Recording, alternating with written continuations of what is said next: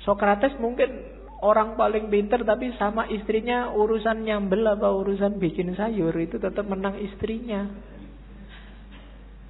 Ya kan? Sepinter apapun Immanuel kan, kalau bannya bocor, kan ada cerita satu ketika Immanuel kan bannya bocor, sadelnya patah. Begitu nyampe di tukang sadel, Immanuel kan pingin nguji yang punya, tukang sadel tolong saya dibikinin sadel yang pakai rumus trigonometri plus 2 kali. Dari tukang sadel tidak bisa saya. Kalau sadel biasa bisa, kalau pakai rumus macam-macam tidak bisa. Ya memang beda ilmunya. Jadi yang pertama catatannya akal itu tidak segalanya. Kalau kita hanya bersandar pada akal, maka kita bersandar pada batas pengalaman kita sendiri. Karena sejauh apapun ilmu kita, ya sebatas yang pernah kita alami. Ilmunya mahasiswa filsafat pasti beda dengan mahasiswa pendidikan, pasti beda dengan mahasiswa teknik. Itu batasnya akal. Jadi saya bilang tadi, akal hanya transit. Katanya Rumi, akal, jasmani, lahiriah, ini harus sih, cuma dia bukan tujuan. Dia hanya alat transit kita untuk menggapai yang lebih dalam, lebih tinggi. Wilayah ilahiyah. Jadi jangan dihentikan akal untuk akal. Atau kalau fisik misalnya harta untuk harta, tidak bisa berhenti di situ. Karena hidup kita ini rumusnya adalah inna lillahi wa inna ilaihi roji'un. Dari Allah dan sekarang sedang berjalan menuju Allah lagi. Maka apapun pengalaman, kalian punya apapun, ngerti ilmu apapun, punya harta apapun, punya kebisaan apapun, harus dalam rangka mendukung berjalan semakin dekat pada ilaihi roji'un. Termasuk akal. Kita dikasih Allah akal, panca indera, itu sebagai sangu untuk ilaihi roji'un. Jangan sampai tersesat. Bahkan Allah saking sayangnya sama kita, gak cuma itu, kita dikasih buku pedomannya langsung, namanya kitab suci. Enggak itu juga, karena khawatirnya kita enggak mau baca, kita dikasih nabi juga, dikasih rasul juga. Dalam rangka apa? Biar langkah kita ilaihi roji'un ini pas, enggak keliru. Maka katanya Rumi, akal kita, panca indera kita, apapun yang kita bisa, yang kita miliki, ini harus jadi jalan, harus kita lampaui menuju ilaihi roji'un tadi, dalam rangka bertemu dan berjumpa sama Allah.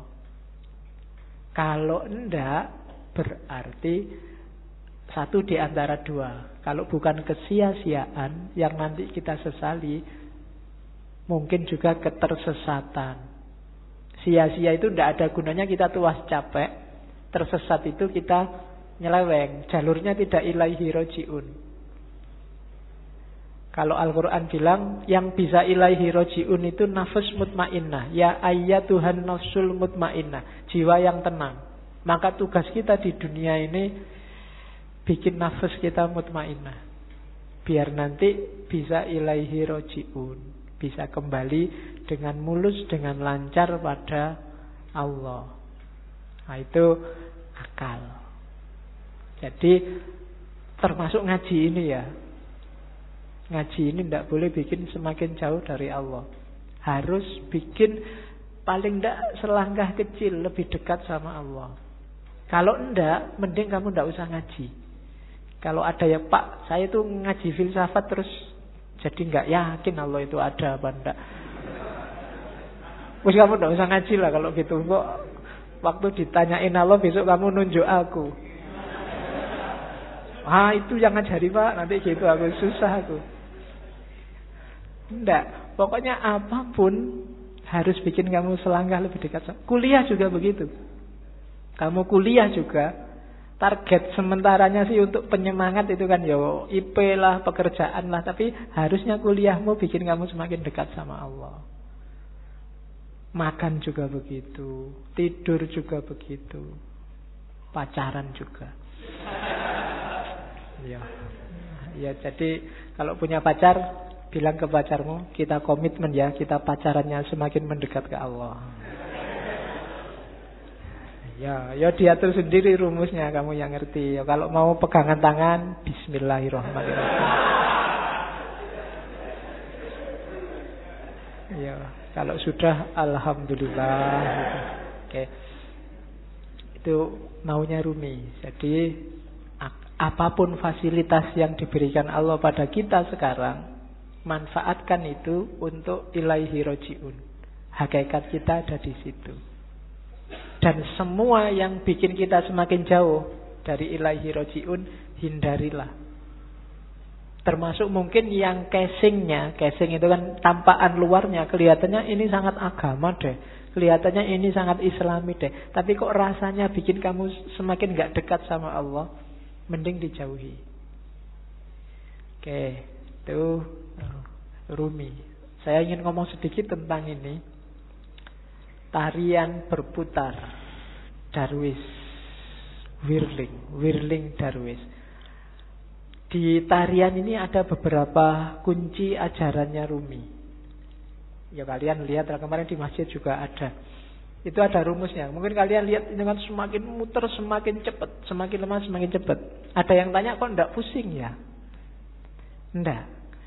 Ada rumusnya. Kalau pengen enggak pusing, yang pertama, waktu muter, kepalanya jangan ikut muter. Jangan ikut geleng, jangan ikut ngangguk. Yang kedua, jangan merem. Kalau merem, ada kecenderungan lebih pusing. Yang ketiga, jangan lirak-lirik. Pandangan matanya harus lurus. Jadi yang gerak cuma badannya. Posisi tangan itu penting. Tangan kanan menunjuk ke atas, tangan kiri ke bawah. Ini menjemput, menunggu hidayah dari Allah. Kalau sudah dapat, disebarkan ke bawah. Jangan dilek dewe bahasa Jawane. Aja dipek dewe. Kalau dapat ilmu banyak, kalau dapat yang penting-penting, ya disebarkan. Jangan pelit. Jangan nunggu diundang dan dibayar baru mau ngajar. Ya. Wong ilmu kamu nggak beli. Saya selalu bilang ilmu itu bukan karena usaha kita, tapi dikasih Allah. Kalau belajar itu kewajiban kita, tapi dapat ilmu atau tidak itu terserah Allah. Makanya kadang-kadang ada mahasiswa kuliah kok ngantuk. Jangan dimarahin, mungkin memang belum rezekinya dapat ilmu dari dosennya. Jadi ini menjemput hidayah, yang ini menyebarkan. Terus mutarnya berlawanan dengan jarum jam. Yaitu ada filosofinya. Kayak tawaf itu kan berlawanan dengan jarum jam juga. Ya mungkin filosofinya, kalau manut jarum jam itu berarti ikut ritmenya dunia. Ikut ritme sehari-hari. Tapi yang spiritual itu ritmenya dibalik. Kita geraknya tidak mendatar tapi ke atas. Saya sering ngasih ilustrasi. Kalau kamu sudah masang mur itu, kamu muternya kan harus berlawanan dari arah jarum jam, baru murnya lepas ke atas. Tapi begitu kamu searah jarum jam, murnya akan semakin mancep, semakin ke dalam. Maka tarian ini juga muternya berlawanan, biar ada energi vertikalnya, energi ke atasnya. Itu diantara rahasianya. Ada topinya. Topi ini kalau di Rumi, topi yang tinggi itu isyarat dari kuburan, makam, nisan. Maksudnya apa? Kuburan dari ego, kuburan dari nafsu, hasrat duniawi. Itu kan topi yang tidak keren sama sekali. Karena memang simbol dari nisan, simbol dari kuburan. Kamu jalan-jalan di mall pakai itu mesti dilihat banyak orang. Tidak keren. Karena memang simbolnya bukan simbol untuk keren-kerenan. Dia simbol dari ego. Terus baju putih itu ya ego yang sudah kamu kubur dalam dirimu, sekarang kasihlah yang putih, ditutupi oleh cahaya amal baik, kesucian.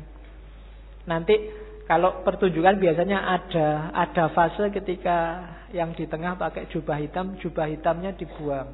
Nah, itu berarti membuang semua yang hitam-hitam, yang jelek-jelek. Untuk lahir sendiri jadi putih.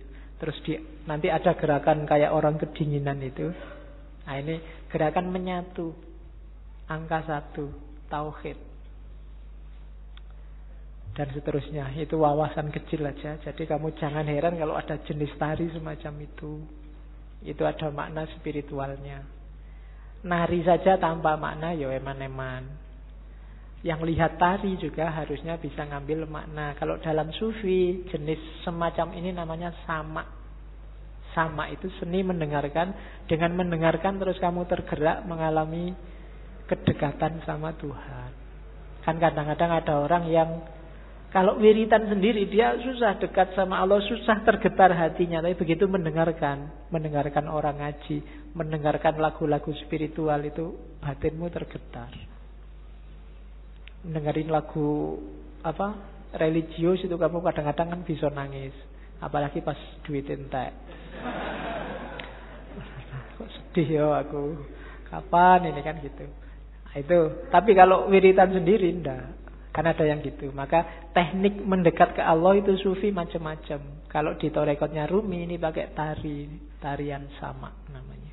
Kan ada musiknya nanti kan. Dan musik itu yang bikin ekstase lebih cepat. Oke, itu Whirling Dervish namanya. Teori tentang darwis yang berputar. Saya sudah mau masuk ke cinta, cuma puisi ini menarik saya untuk bekal teman-teman. Bagus untuk tidak kemerungsung. Banyak orang hari ini ketika kamu belajar ajarannya sufi terus, waduh berarti harus jadi sufi ini. Terus kamu besok wiritan terus, puasa terus 2 hari, tapi habis itu hari ketiga lagi, kumat lagi, terus lagi enggak. Katanya Rumi enggak begitu caranya, pelan-pelan.